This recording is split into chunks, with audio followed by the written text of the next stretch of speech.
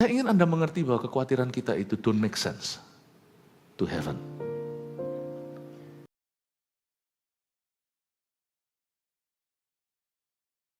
Kami berdoa agar damai sejahtera umat ini bertambah, sehingga kehidupan kami, setiap jemaat di sini, satu-satu makin penuh dengan Roh Kudus. Dan pikiran kami penuh dengan hikmat Allah.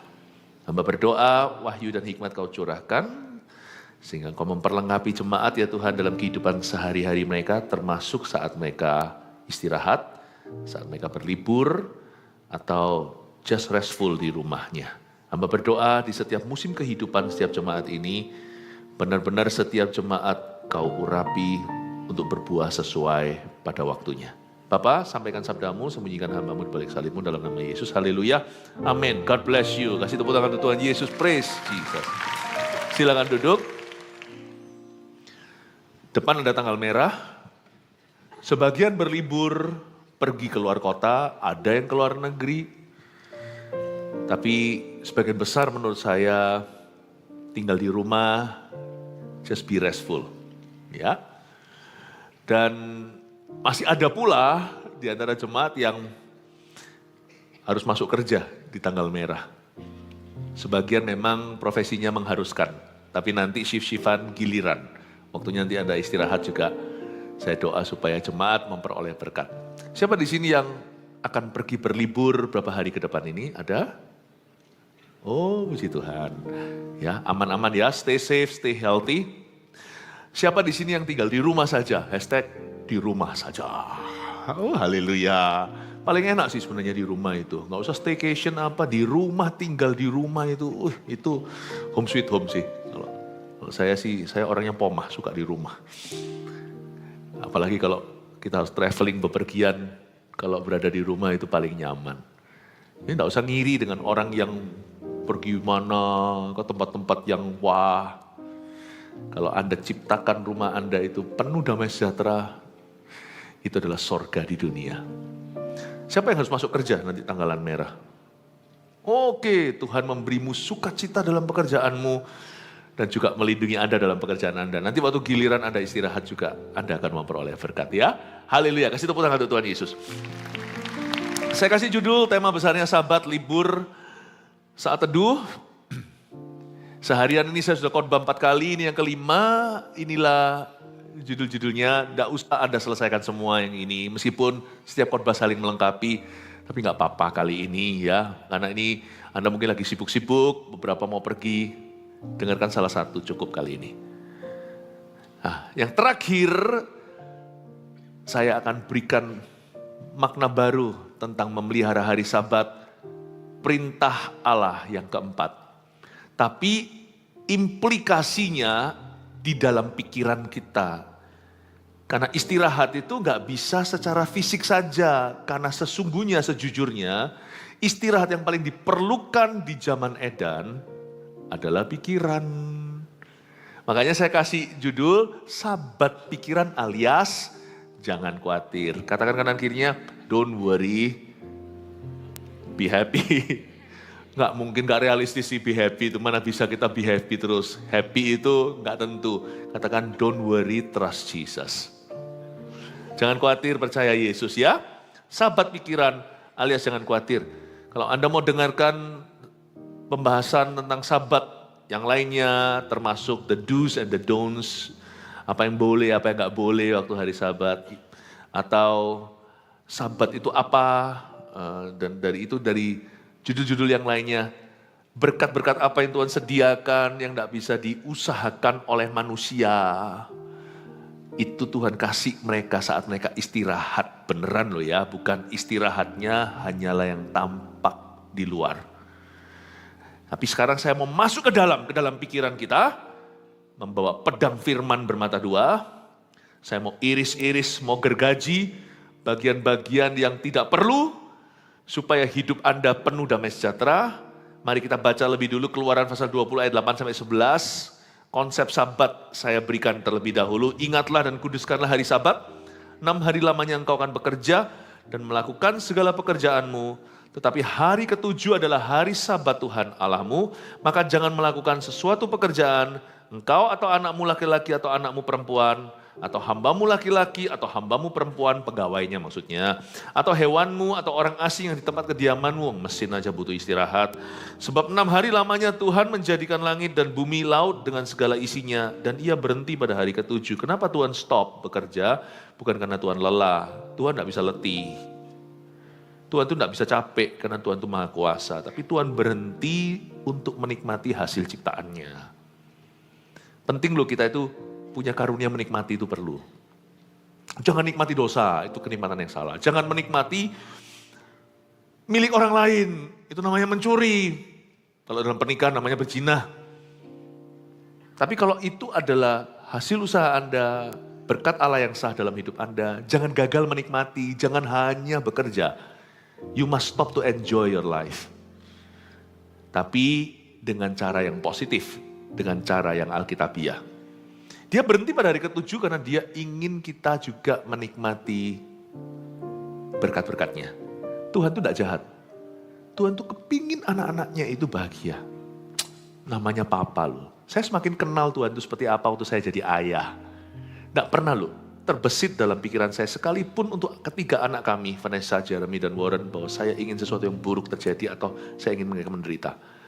Tapi kalau mereka harus menderita untuk sesuatu yang baik, misalnya belajar, harus punya disiplin yang tinggi, kalau saya tahu itu bagus untuk mereka, nggak apa-apa. Dan Tuhan paling tahu apa yang kita butuhkan. Happy itu bukan berarti tanpa penderitaan.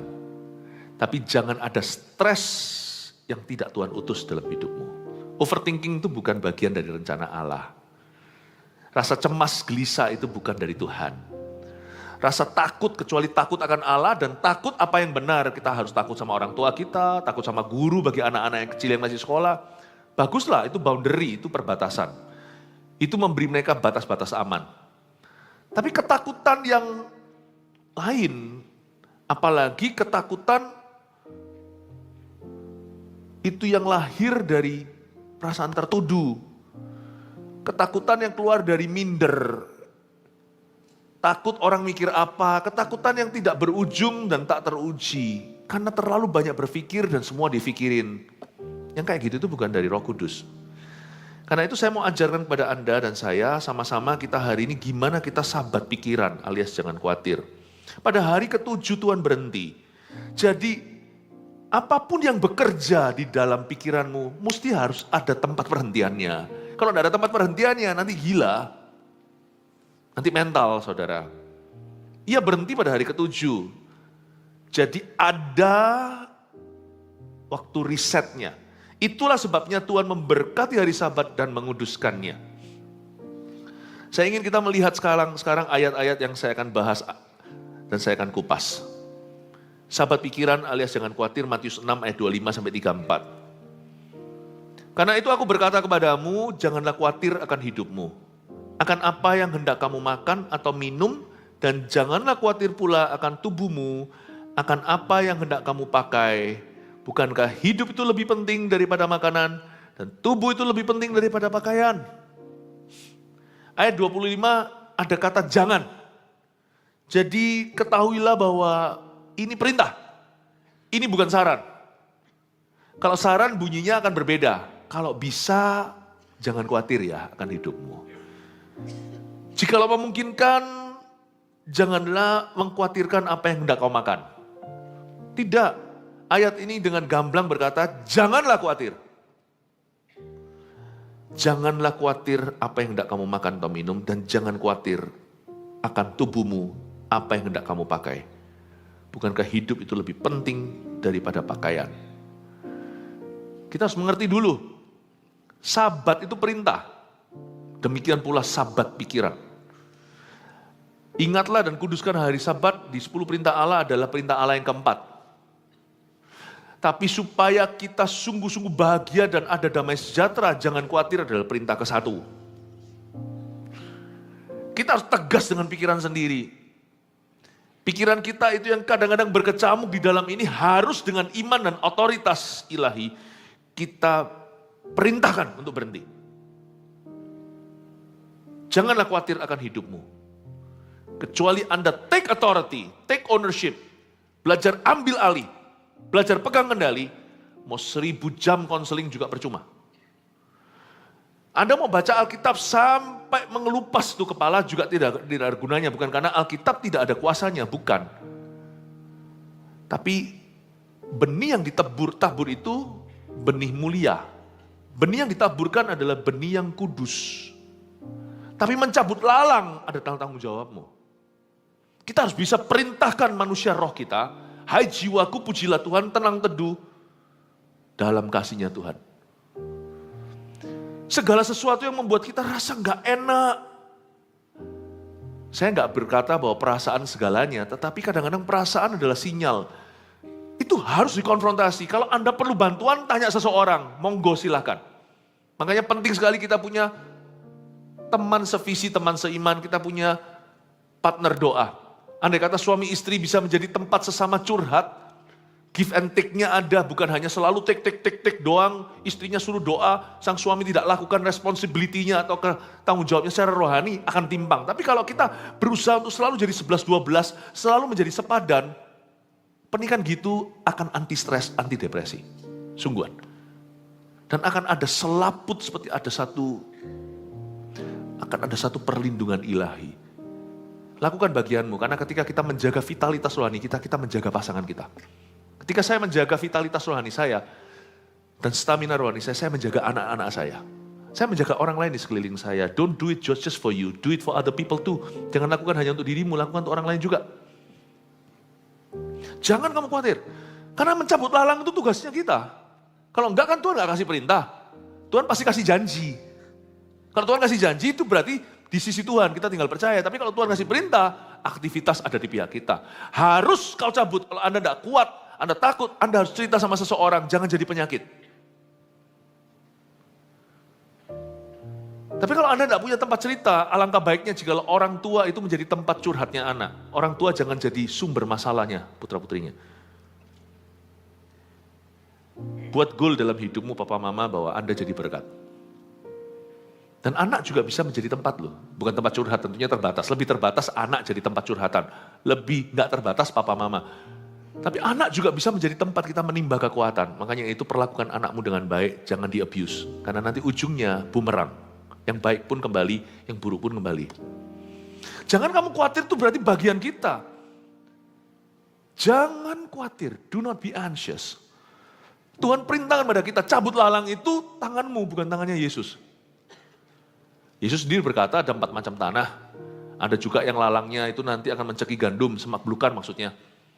Loh, lakukan due diligence-mu, lakukan bagianmu. Sebab benih itu sendiri gak ada salahnya ditabur di tanah yang aspal, sampai tanah yang baik, tanahnya yang tipis, sebentar aja langsung kering kerontang, kena sinar sang surya, atau yang semak belukarnya banyak, mencekik tuh gandum yang baik. Tuhan tidak berkata, aku yang akan mencabut lalang. Aku yang akan bersihkan semak belukar. Do your own gardening in your heart. Lakukan sendiri itu, jadilah tukang kebon bagi hatimu sendiri. Karena tugas Tuhan adalah penabur, karena dalam perumpamaan itu Yesus berkata pada murid-muridnya, penabur itu adalah Tuhan. Dan ladang tempat ditabur itu manusia atau dunia. Dia bagiannya nabur. Anda yang cabut lalang. Hai jiwaku pujilah Tuhan, tenang teduh dalam kasih-Nya Tuhan. Semua akan indah pada waktunya. Setiap anak Tuhan harus bisa pimpin dirinya. Roh Kudus akan bantu. Dia menolong kita dalam kelemahan, Roma 8. Bahasa roh itu tempatnya sangat tepat di area itu. Ketika saya tidak bisa menaruh dalam kata-kata, saya beli waktu. Daripada nganggur bengong gini nanti setan lewat. Saya berbahasa lidah. Waktu berbahasa lidah hati saya kecantol dengan Tuhan, pikiran saya menyusul. Setengah jam kemudian pikiran saya tersusun. Makanya orang kalau berkata ngapain bahasa lidah sesat, saya nggak mau ikut-ikutan. Sana nganggap sesat ya terserah. Saya butuh, sorry, I'm not as spiritual as you. Sedikit sarkas nggak apa-apa.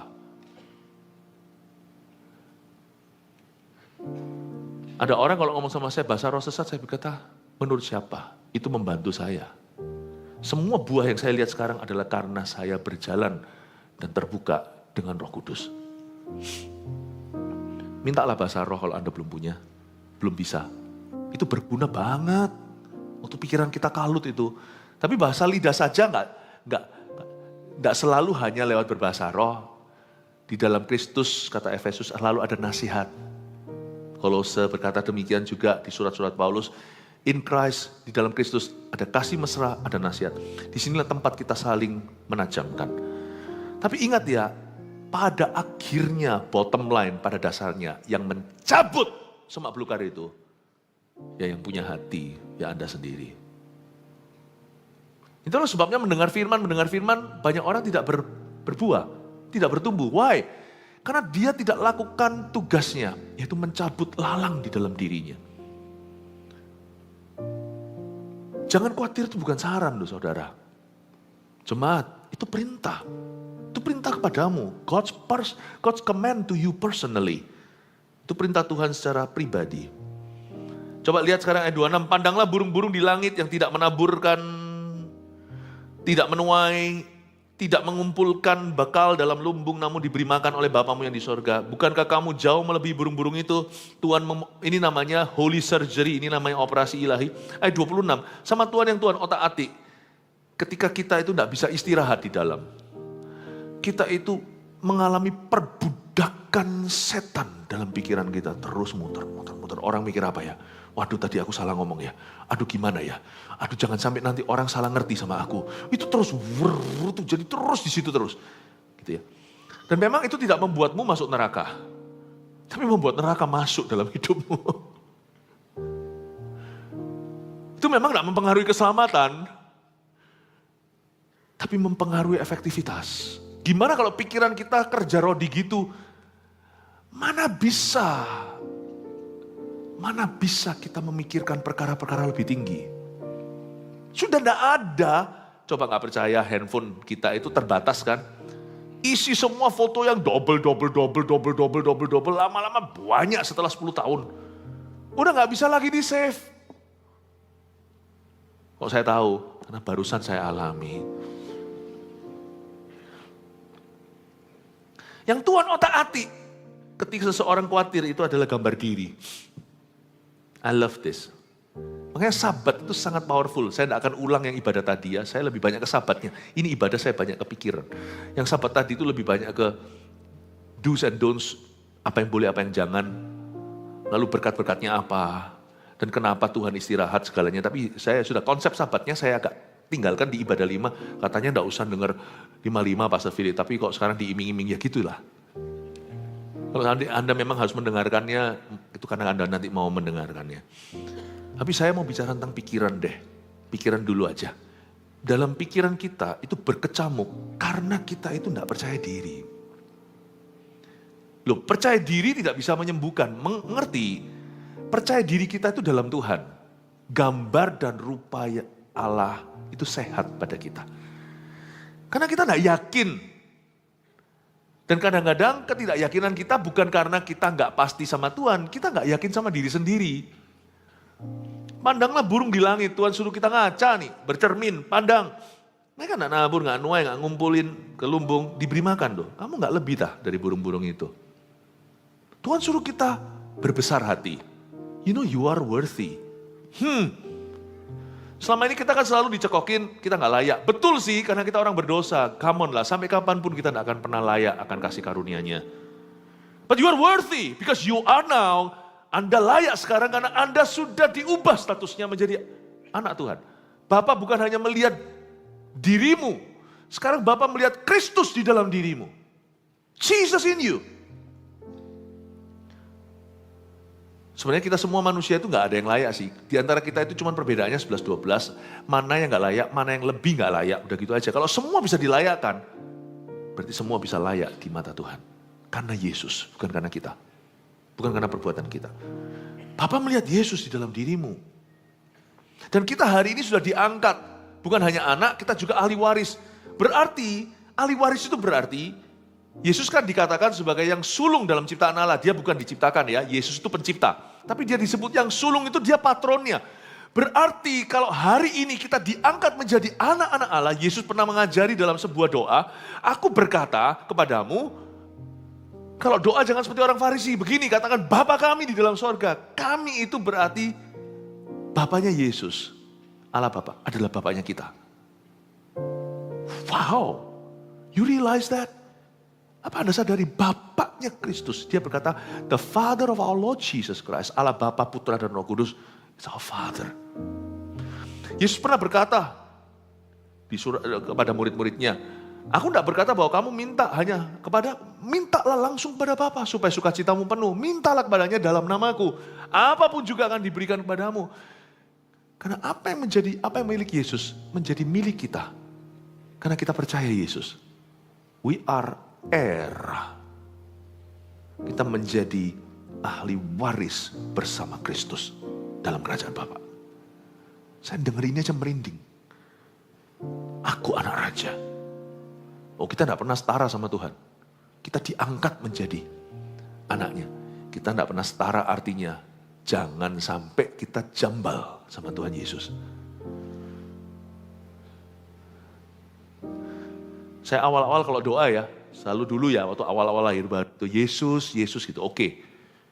Gak usah ikut-ikut ya, gak apa-apa sih.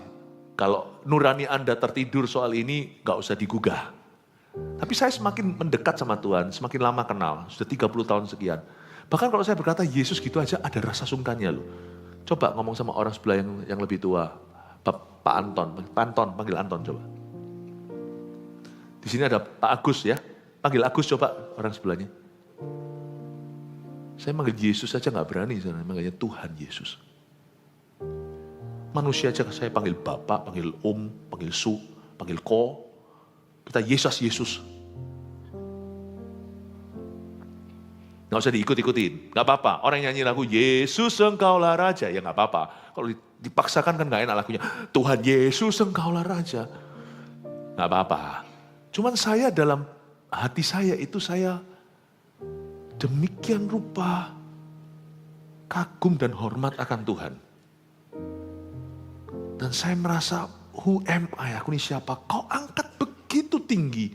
Menjadi fellow heir with you. Menjadi sesama ahli waris bersama denganmu. Dalam kerajaan Bapakmu yang menjadi Bapakku. Bapa kami yang ada di dalam sorga. Wow. Lalu kenapa saya khawatir seolah-olah saya akan ditinggal? Kenapa sama saya masih gak yakin dan mengira diri saya yatim piatu secara rohani? Kenapa saya gak pasti kalau Bapa mengasihi? Kalau dia sudah kasih saya Yesus mati di kayu salib, berarti dia cinta sama saya. Berarti dia mengasihiku. Dia cinta sama saya, itu cintanya segitu sampai putranya yang tunggal pun diserahkan. Saya ini adopsi, Anda juga adopsi. Kita ini hanya diangkat karena darah Yesus. Karena pengorbanannya. Coba imagine, khawatir itu kalau mau dioperasi bawahnya itu gak percaya sama Tuhan. Makanya ada ayatnya, kalau kita mau berkenan, kalau kita mau menyenangkan Tuhan, gak bisa tanpa iman. Ibrani 11, sorry. Without faith you can't please God. Tanpa iman kamu tidak bisa menyenangkan Tuhan. Sekarang saya ngerti karena ketika seorang gak percaya, kelihatannya lugu ya. Gak percaya aja kok tersinggung. Coba misalnya, jikalau seorang istri gak percaya suaminya setia, padahal suaminya itu setia totok mati benar-benar. Itu sakit loh di hati suami. Kenapa kau tuduh aku yang bukan-bukan? Aku gak pernah mengkhianatimu, pikirkan pun gak pernah. Gak usah defensif, apa adanya, kalau enggak ya enggak. Tapi orang yang dicurigai itu kalau dia benar, kalau dia gak pernah berbuat salah, dia akan merasa seperti, if you don't know me by now, kayak lagu itu. If you don't know me by now, you will never know me. Kalau kamu gak kenal aku sampai sekarang, ya berarti kamu gak akan pernah kenal aku. Bagi Tuhan, khawatir itu sangat personal. Overthinking itu kelihatannya, aku overthinking, aku cemas, kayaknya sepertinya itu menarik belas kasihan. I understand, tetapi orang yang begitu harus bertobat. Anda menuduh Tuhan yang boten-boten, yang tidak-tidak. Anda menuduh dia itu menelantarkanmu. Anda menuduh bahwa Tuhan itu nanti akan menyerahkanmu pada setan. Anda menuduh Tuhan bahwa masa depanmu itu akan Tuhan kandaskan. Seperti Tuhan yang membawa bangsa Israel keluar dari Mesir lewat Laut Merah untuk membunuh mereka. membunuh mereka nanti di padang gurun atau padang pasir. Bukankah itu keluar dari mulut orang-orang laknat dan jahat di kalangan orang Israel? What are you trying to say? That God will kill you? He who had given his son would kill you? Dia yang memberikan anak yang tunggal akan membunuhmu? Come on lah. Kalau saya sekarang kasihkan anak saya, kalau saya punya satu anak aja, sana sakit misalnya, saya kasih anak saya, di ranjang operasi, anak saya mati supaya Anda hidup. Terus habis setelah Anda hidup, saya gebukin Anda sampai mati. Bukankah saya menjadi orang gila? Kenapa aku serahkan pada orang itu nyawa anakku kalau akhirnya aku bunuh orang itu? Yang mendingan gak usah saya kasih anak saya. What are you trying to say? When you don't trust God, you insult God. Untuk Anda tidak percaya pada Tuhan, Anda sebenarnya sedang menghina Tuhan. Makanya kekhawatiran itu perintah, sekarang bisa paham ya. Jangan khawatir itu berat loh kata-kata itu. Karena bagi kita khawatir aja loh. Khawatir bukan dosa, bukan berzina. Tapi intisari khawatir adalah I don't trust you, I'm sorry God. I don't trust you. I think you're evil. Saya rasa kamu jahat. Itu yang kita hendak katakan. Saya ngomong gini bukan membuat kita tertuduh kalau kita khawatir. Tapi supaya kita bisa operasi besar sampai tidak khawatir. Kita harus menang di gambar diri. Gambar Allah dalam diri kita. Lord, you are good. Kau baik. Bukan berarti kalau Tuhan itu baik berarti kita nggak akan pernah mengalami penderitaan. Ya enggak. Kadang-kadang Tuhan izinkan penderitaan di hidup ini. Sebagian itu kita lalui, kalau itu mengerjakan kemuliaan kekal. Karena Tuhan itu hidup dalam kekekalan, kita hidup dalam kekinian. Karena kita hanya melihat sampai ujung di depan, kita hanya bisa melihat sampai hari ini, Tuhan itu bisa melihat sampai glory, sampai kemuliaan di masa yang akan datang. Karena itu kadang-kadang kita bentrok sama Tuhan, karena kita merasa ini yang terbaik, tapi Tuhan tahu dan menembus pandang, Dia bisa melihat jauh melebihi sampai melampaui masa hidupmu dan hidupku. Dia tahu what's good for you. Dia tahu apa yang baik. Itu aja perbedaan kita dengan Tuhan. Bukan hanya timing dan jalannya beda, tapi Tuhan itu hidup di masa yang berbeda. Dia melihat semua. Karena itu kalau hal-hal yang saya tidak ngerti, saya belajar percaya. Karena saya tidak akan question atau mempertanyakan karakternya. Saya bisa mempertanyakan beberapa hal yang sifatnya realita, kebijakannya di mana aku tidak paham, tidak masuk akal. Tapi kalau kita kenal Tuhan harus aman. Aku tahu you are good. Dari semua orang yang good di hidupku itu Tuhan yang paling good gitu loh. Orang baik yang terbaik di dunia ini kalau kita bandingkan dengan Tuhan Yesus itu kayak kain kotor kesalehannya. Orang paling baik di dunia ini kalau kita dampingkan di sebelah Tuhan, jahat pol orang itu. Kasih Tuhan pada kita aja dibandingkan dengan kasih orang tua kita pada kita. Itu kalau dibandingkan kasih dengan kasih itu, kasih pada orang tua itu kayak benci.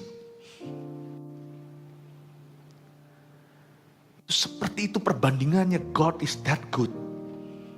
Tapi kalau kita bentrok, itu mungkin biasa-biasa bentrok, mungkin karena Tuhan melihat sesuatu, kebijakannya kita tidak bisa pahami. Itu aja, makanya belajar percaya.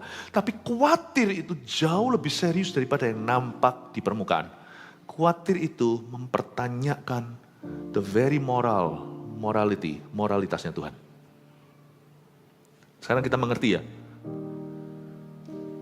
Makanya hal pertama tugas saya, PR saya tiap hari adalah percaya Tuhan. Sebelum saya berbuat ini, doing ministry, melakukan ini itu, yang pertama, yang terutama itu percaya. Makanya dosa yang paling,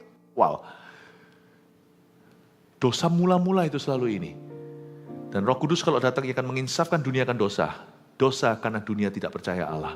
Kadang-kadang saya kaget, kenapa dosanya dunia itu kan ada yang jauh lebih berat kan. Membunuh, berzina, Sodom, Gomora. Kenapa kok yang disebut oleh Yohanes? Dan Roh Kudus akan datang menginsafkan dunia. Dan yang pertama diinsafkan dosa awal mula-mula, dosa terbesar dan tidak percaya sama Allah. Sebab ketika Anda mempertanyakan karakter dan moralitasnya, buyarlah semua. Disitulah masuk dosa Adam dan Hawa. Karena dia berkata, I don't think God is sincere. Tuhan gak tulus. Tuhan itu punya agenda pribadi. Tuhan itu bermuka dua. Jatuhlah. Tapi kalau kita percaya, pulihlah semua dosa yang lain akan solve. Kalau kita percaya sama Tuhan itu nggak bisa mempan. Apapun nggak bisa menembus ke kita. Makanya itu dengan apa kita kalahkan dunia?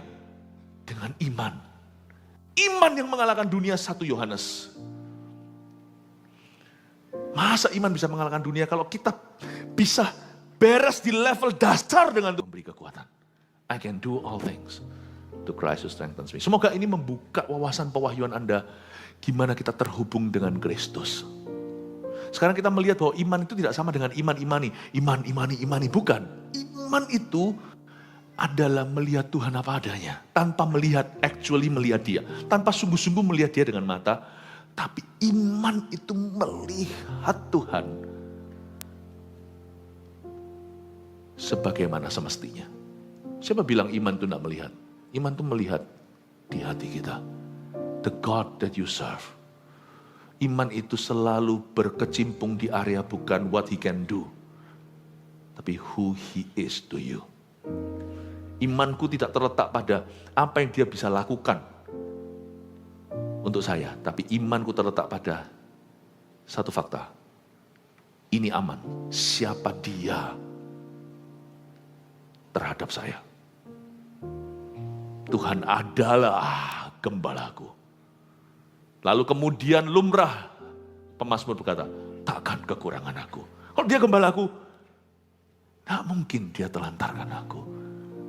Baru dia membaringkan aku dan sebagainya. Dimulai dengan Tuhan adalah. Semoga Anda melihat ini. Bukankah di ayat yang 26 diberitahu, pandanglah burung di udara.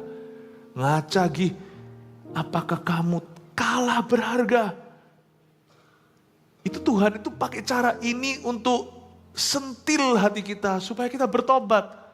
Tapi Tuhan itu kan aman. Tuhan itu tidak seperti orang yang cari pembuktian. Kalau manusia kan dibilang apa-apa, kita langsung membela diri. Enggak, aku enggak gitu. Tuhan itu enggak pakai cara murahan. Aku enggak gitu. Kalau enggak ayatnya pasti ayat 26. Jangan kamu khawatir. Aku enggak gitu. Tapi ayat 26 Tuhan itu dengan sangat lembut dan very wise. Dia berkata, nak, in case kamu enggak percaya sama papa, kamu coba lihat gitu loh karya papa. Itu burung pipit di udara. Mana papa, mana papa. Itu loh lihat burung pipit di udara. Itu hewan piaraan papa. Papa pelihara. Dia bukan anak loh. Dia ada paruhnya, papa enggak ada paruhnya. Papa pelihara, dia enggak memintal, enggak mengumpulkan, enggak menabur, papa pelihara. Kamu kok tiap hari nangis, takut papa tinggalkan. Udahlah nak. Lihat ya lembutnya Tuhan, so gentle. Like a mother. Tuhan itu Bapak. Tapi Bapak dan Ibu, laki dan perempuan dicipta dalam gambaran rupanya. Berarti sifat keibuan pun ada pada Tuhan. God is a father. Jelas sekali, maskulin. Jangan digonta-ganti ya. Tapi manusia, Adam dan Hawa dicipta semua dari gambar dan rupa Allah. Berarti motherly care itu pun kemampuan dari Tuhan. Allah seperti itu lembutnya. Maaf Tuhan, saya ngomong gini bukan sentil Anda loh ya. Saya ngomong gini aja hati saya itu bergetar, saya itu mau tobat lagi kayaknya. How oftenly, even me, saya ngaku, saya masih kadang-kadang mempertanyakan. I'm sorry Tuhan, I'm sorry. Bodohnya kita itu kan selalu tawari Tuhan, what I can do kan. Padahal trusting Him is the best thing to do. Just trust. Saya belajar trust. Kalau trust ya, yang untung bukan Tuhan loh. Tuhan itu ditambahin satu orang lagi yang percaya juga gak ada bedanya bagi Tuhan. Seluruh sorga udah percaya sama dia. Semua setan di neraka, semua sujud di kakinya, menjilat kakinya. Ketambahan satu manusia seperti Anda dan saya itu gak tambahan apa-apa. Tapi kalau sampai kita trust, yang untung untuk kita, hidup kita jadi damai sejahtera. Aha, jadi tenang. Hanya dekat Allah saja aku tenang. Daripadanya lah keselamatanku. Hanya dekat Allah saja aku tenang. Daripadanya lah keselamatanku. Sebab damai sejahteramu teduhkan hatiku. Seperti sungai yang mengalir segarkan jiwaku. Yesus, Yesus padamu ku berharap. Kalau percaya pasti berharap sama dia. Yesus, Yesus kasihmu tak terbatas.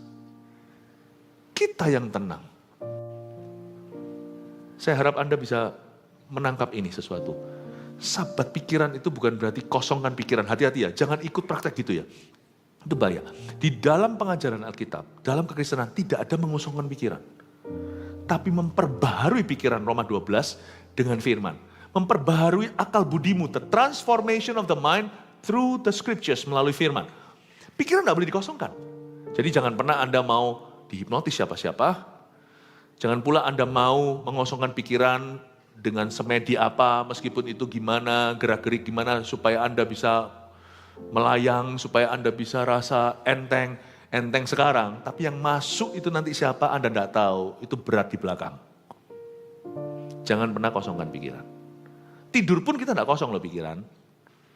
Tidur pun kita itu sebenarnya pikiran kita juga masih main, cuman sangat di-reduce karena kita istirahat, hampir di turn off. Makanya dalam mimpi pun kalau kita mimpi yang salah pun kita ngerasa guilty kan. Makanya itu dalam mimpi kalau kita lihat apa, adegan seperti apa, kita nangis ya benar-benar emosi kita ikut, kita merasa sedih, kita merasa salah, itu masih hidup. Nurani kita, roh kita itu tidak pernah tidur waktu kita tidur. Ya. Dan dalam mimpi kita juga bisa nolak loh. Dalam mimpi misalnya kita ditawari yang enggak gitu, kita juga bisa rasa.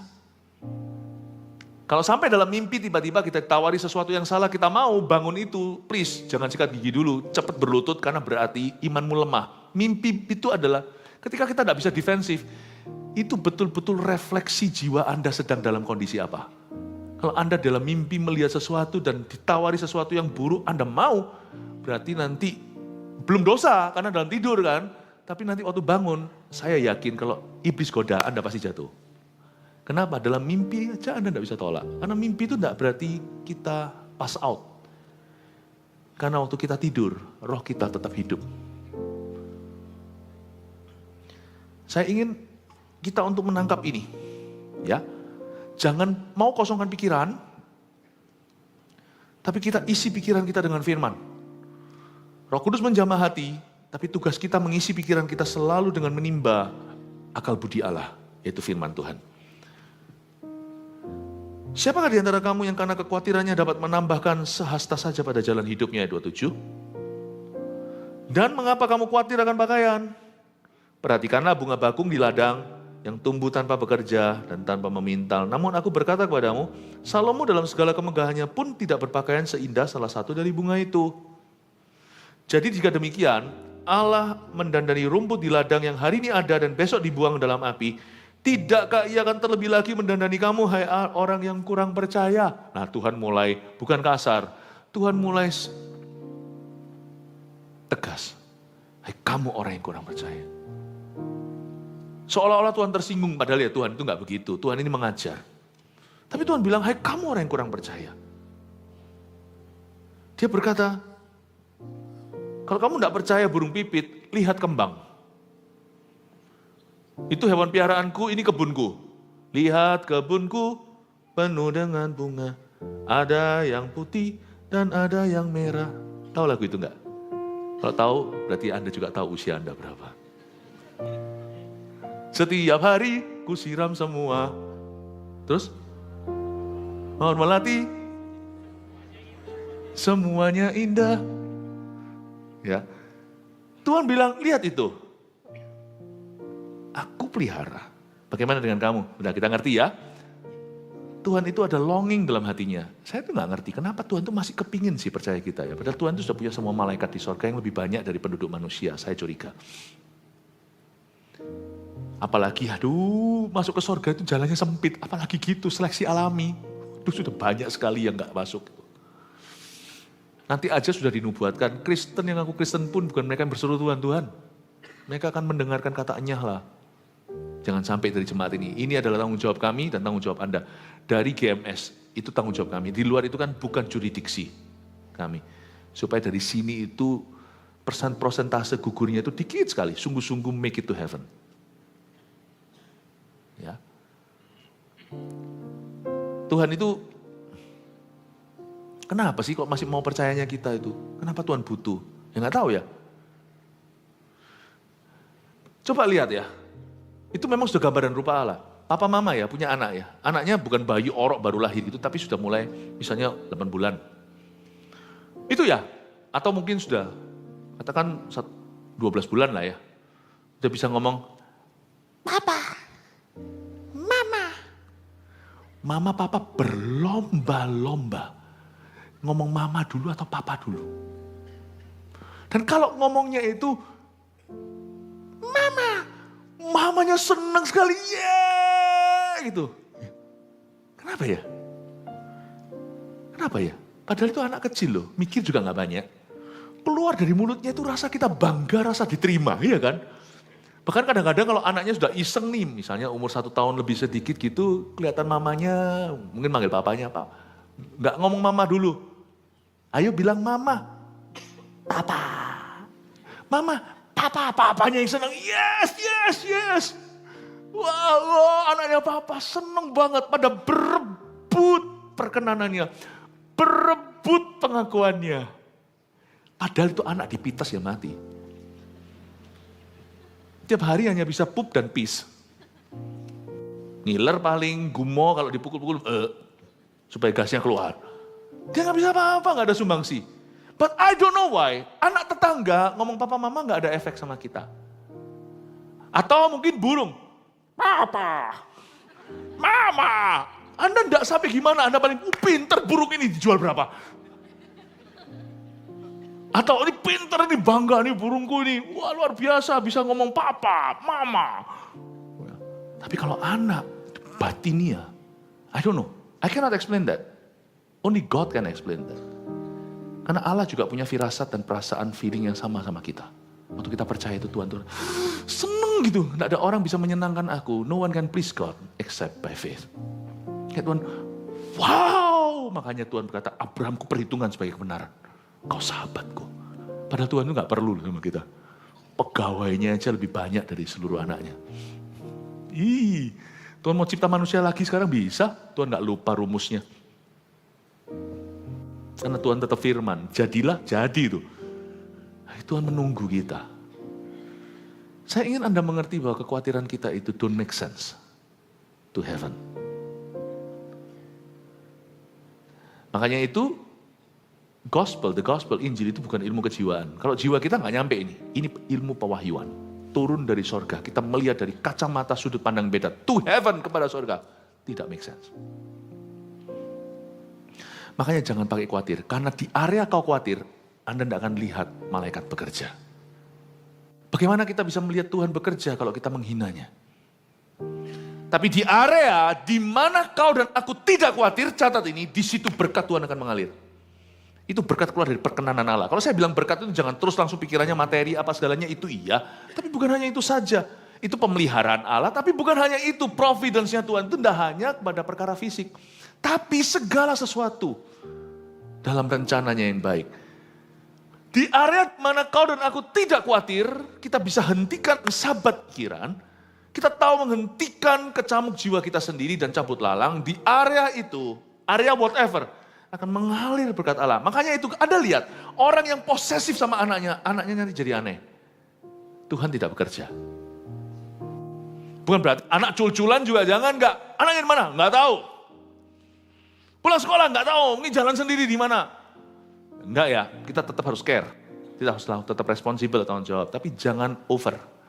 Apapun yang kau overly posesif, Tuhan bukannya enggak mau. Tuhan enggak bisa bekerja. Karena itu berarti menandakan tidak ada iman.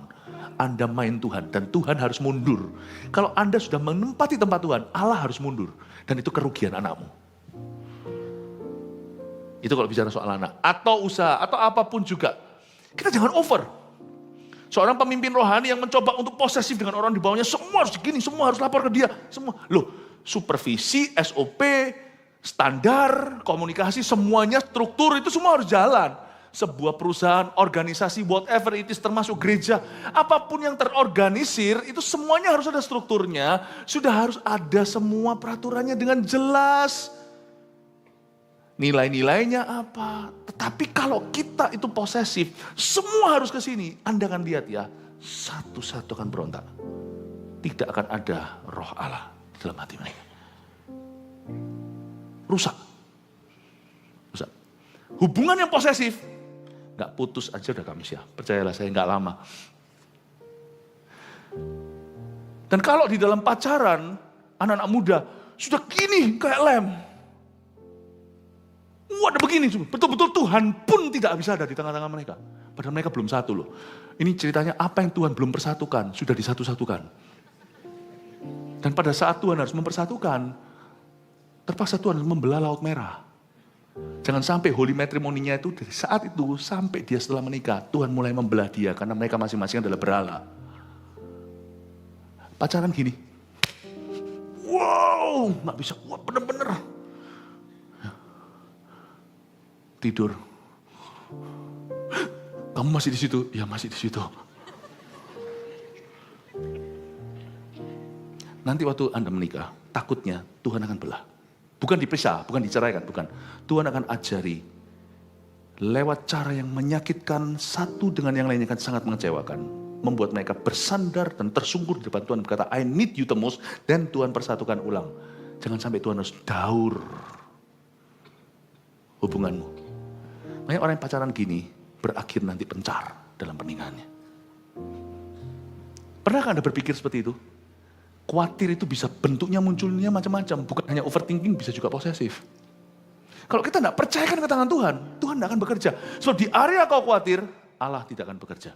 Tapi di area di mana kau tidak khawatir dan belajar menaruh Tuhan pada tempatnya, di area itu akan mengalirlah berkat-berkat yang tidak terlihat, sampai berkat-berkat yang kelihatan.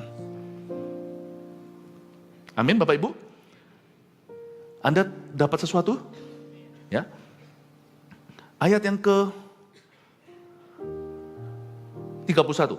Sebab itu janganlah kamu khawatir dan berkata, apa yang akan kami makan, apa yang akan kami minum, apakah yang akan kami pakai. Semua itu dicari bangsa-bangsa yang tidak mengenal Allah. Akan tetapi Bapamu yang di sorga tahu bahwa kamu memerlukan semuanya itu. Kembali ke Bapa di sorga ya, Yesus ajari, Bapamu itu tahu. Jangan hanya Anda ragu dengan karakternya, tapi jangan juga ragu dengan kapabilitasnya, kemampuannya. Bapak tahu. Dia maha tahu, dia maha kuasa. Tapi ini bagianmu, ayat 33. Posesif jangan, overthinking bukan jalan, tapi carilah dahulu kerajaan Allah dan kebenarannya. Maka semuanya itu akan ditambahkan kepadamu. Itulah yang disebut dengan mengalirlah berkat-berkat dari perkenanan Allah. Just free flow, free flowing. Mengalir, mengalir. Lakukan bagianmu, bekerja. Tapi jangan sampai begini. Orang yang begini sama uang juga ya, Anda lihat ya. Loh, orang yang brol-brolan juga, bodohlah orang yang foya-foya. Alkitab mengatakan seperti itu.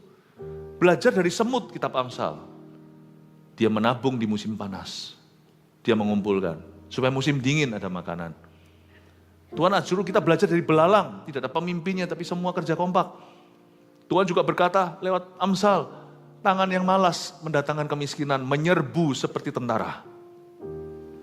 Melipat tangan sebentar lagi, pupuk sebentar lagi. Tapi tangan yang rajin mendatangkan kuasa. Kalau Anda baca satu-satu udah jelas. Bahwa Tuhan itu memang mau kita juga melakukan bagian kita. Tetapi bukan susah payahmu. Tapi karena percayamu. Tapi ada ayat satu lagi itu yang menjadi, bukan disclaimer, tapi menjadi balancernya, menjadi penyeimbang. Ada orang menyebar harta, namun bertambah kaya. Ada orang yang sangat gini gigir, bertambah miskin. Tapi kalau kita lihat begitu, oh berarti boleh foya dong, overspending. Bukan. Ayat berikutnya, lain kali aja saya ajari Amsal ya. Ayat berikutnya dikatakan, barang siapa memberi roti, dia pun akan diberi roti. Barang siapa menunjukkan kemurahan, dia akan memperoleh kemurahan hati. Jadi di sini kita tahu konteksnya bukan foya, nabur. Konteksnya bukan foya-foya, tetapi mengelola dan belajar percaya. Orang yang begini tidak memberi ruang untuk the provider, untuk sang pemelihara beraksi di hidupnya. Tapi orang yang bekerja dengan hati terbuka, Tuhan akan mulai bekerja dan mengalirkan segala berkat di dalam kehidupannya. Apa yang dia bajak bertumbuh dan berkembang. Dari sini kita mengerti sesuatu. When we are like this with anything, termasuk dengan harta dunia pun. Itu berakhir ujungnya kita menangkap angin, kata pengkhotbah, hanya menangkap segenggam angin. Paham ya, disclaimer-nya bukan suruh foya. Tapi tidak boleh khawatir. Khawatir itu bisa nanti manifestasinya posesif. Itu karena khawatir, aku khawatir kekurangan nanti soalnya. Aku takut nanti kalau aku berikan, nanti aku tidak punya apa-apa. Nah, kekhawatiran seperti itu Tuhan berkata harus dilawan. Cari dulu kebenaran Tuhan apa soal memberi, soal mengampuni, soal mengasihi, soal hubungan. Cari dulu kerajaannya dan kebenarannya. Nanti tanggung jawab Bapa yang Maha Tahu apa yang kau perlu, Dia akan mengalirkan berkat itu begitu saja dalam kehidupanmu. Oleh karena itu jangan sebab itu. Di ayat yang 34 ini adalah batas kadaluarsa. Sebab itu janganlah kamu khawatir akan hari besok. Karena hari besok mempunyai kesusahannya sendiri. Kamu tidak bisa prediksi.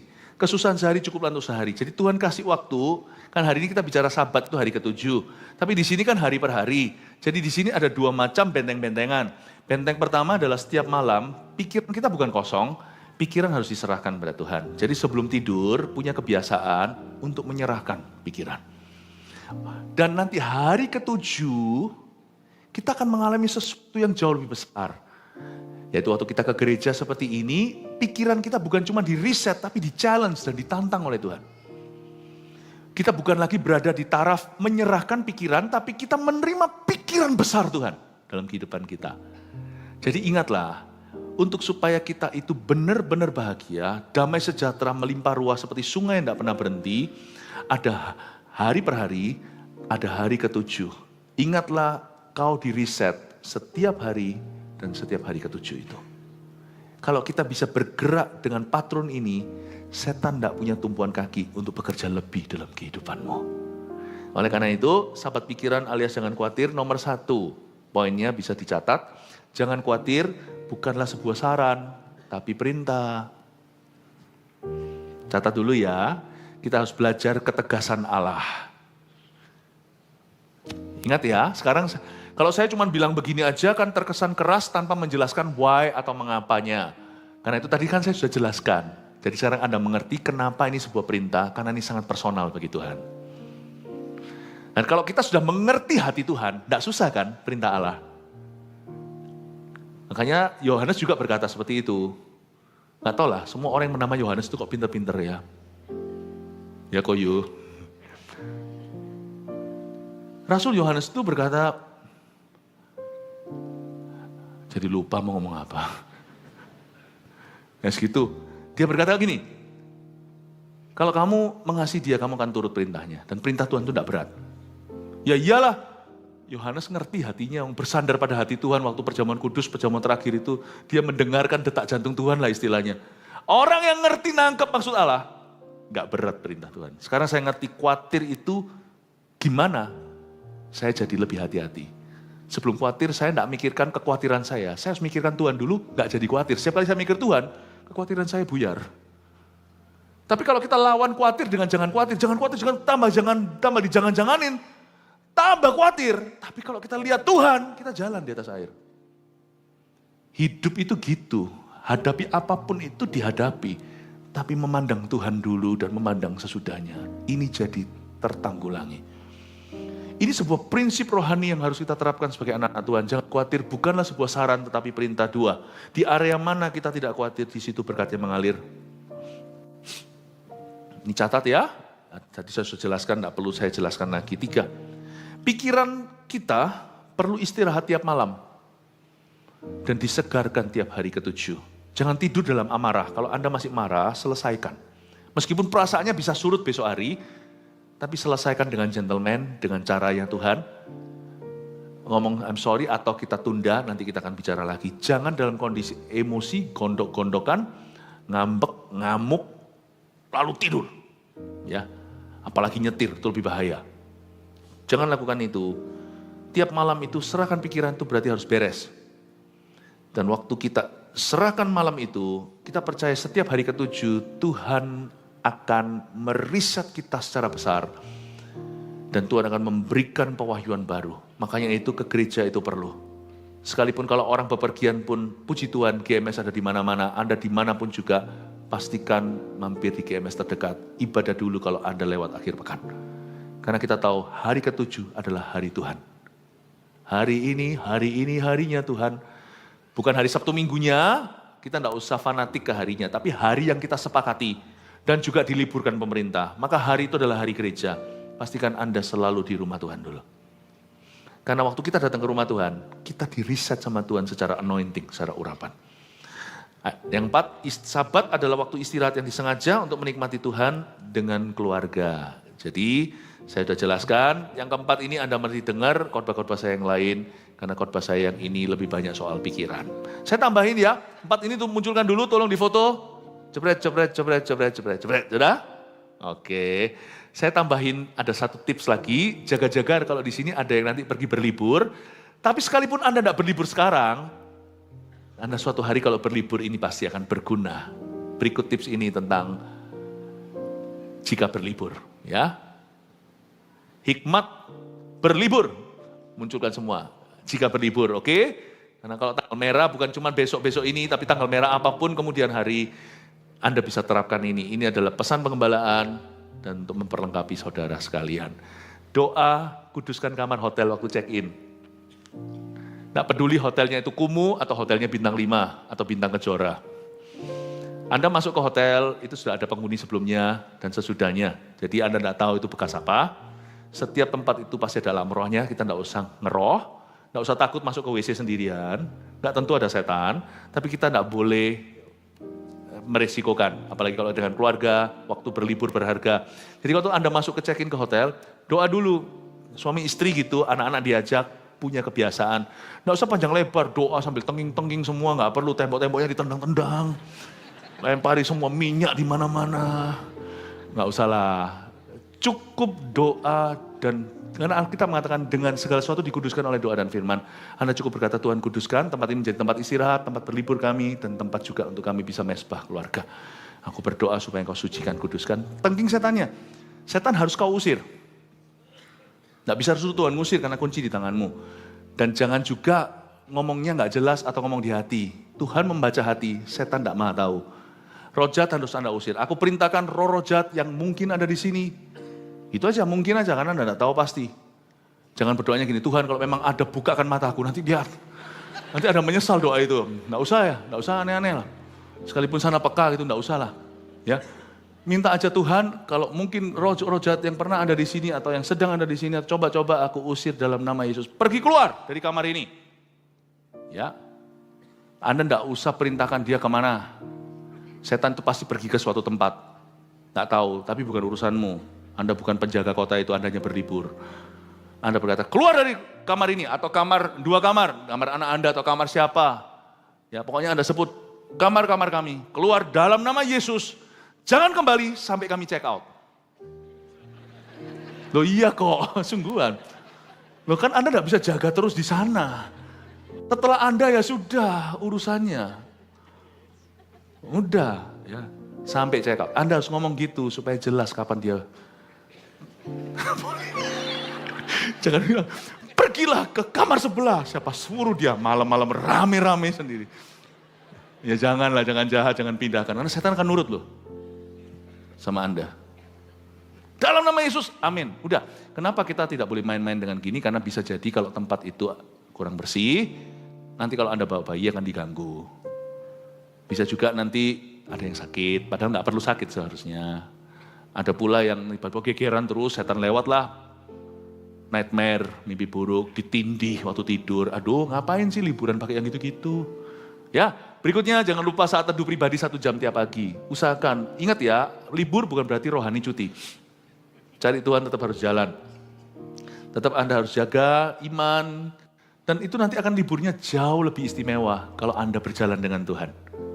Sungguhan, karena itu doa saat teduh pagi. Kalau Anda tidak punya tempat sendiri, kamarnya standar dengan semua keluarga, ya diam-diam aja, tidak usah rame-rame. Kalaupun ternyata tidak ada lampu, Anda mau baca Alkitab, daripada tempat gelap-gelap, nanti mata sakit kalau ada pakai screen, kalau pakai buku kan nggak bisa, harus pakai lampu, ya udah kalau mengganggu, masuklah ke WC lah.